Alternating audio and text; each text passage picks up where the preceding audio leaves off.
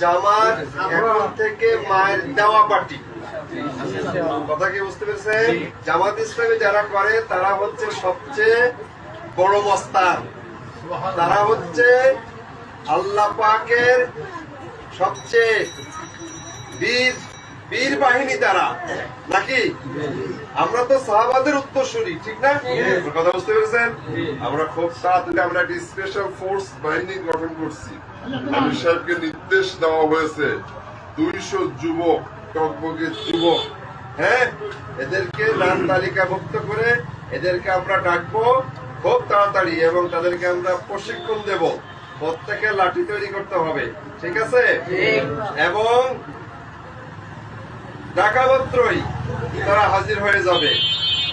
কি এখানে যে সমস্ত যুবক আছে পারবে না? মরতেই তো হবে নাকি?